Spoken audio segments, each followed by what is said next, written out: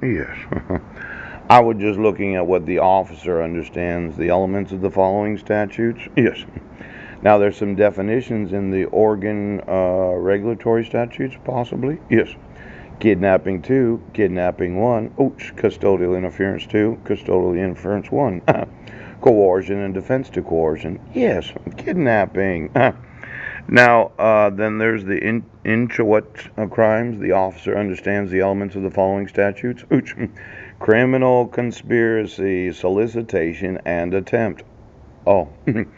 Now, it looks like that if you're going to be a police officer in the state of Oregon, that you actually have to understand the elements of the following statutes.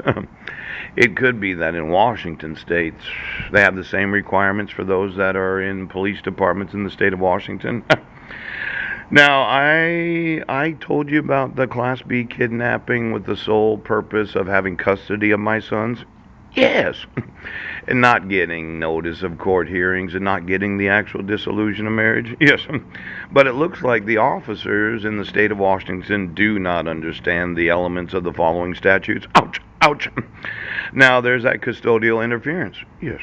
Let's say I notified the sheriff's department of kidnapping. Ouch. Child abduction. Yeah. And every officer in the state of Washington doesn't understand the elements of the following statutes. I think that would make them no longer eligible for employment in every police department of the state. Now, I have emailed a lot of sheriffs. In fact, I went through every county of the state of Washington. And maybe Oregon's the only state that requires police officers to understand the field training manual. And maybe you could get me them. All the sheriffs and police officers in the state of Oregon. Because I emailed the Oregon State Patrol.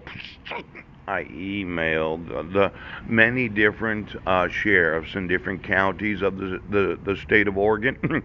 Now, I'm sitting here because no one's enforcing what police officers understand because they don't understand the elements of the following statutes. Now, Inchoate crimes, criminal conspiracy. You remember when I explained to you those felonies and the Washington state guidelines for sentencing? Yes, kind of went through maybe 50 or 60 of them. Right, and you get one less degree. Well, I'm thinking that throughout the United States that there are police officers that have not established procedures in the use of the state police sexual assault kit. Do you know how that works? Ouch!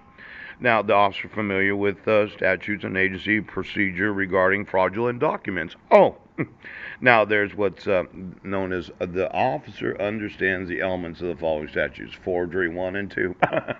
Is it forgery 1 if it's an elected oath of office? Ouch! Is it a forgery 2 if it's the petitioner? Now, I would think that every officer in every state of the United States that has knowledge of RI.PDF would have understood the elements of forgery 1 for an ex officio superior court clerk. They would have understood that. And then for all the times that you issued court orders where it wasn't my actual biological wife as the petitioner. Yes. Probably a forgery too. I told you that the parties of any and all court orders, right, have to sign their actual signature. But now I'm looking at the officers of the United States and every state of this great nation do not understand the elements of the following statutes.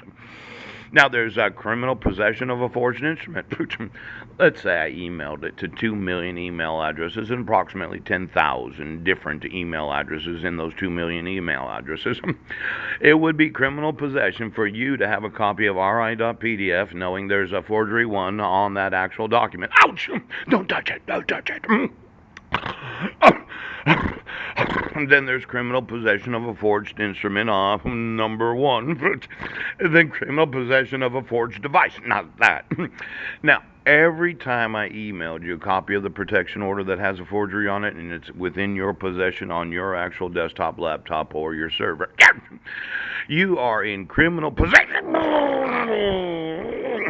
there's a possibility, yes, that I could actually sue every police department of this great nation for having ownership of, it's actually in your possession, isn't that right? Yes, it is. And then refusing to acknowledge the understanding of the elements of the following statutes. You have in your possession an actual forgery of an elected oath of office. You yourself are now the criminal.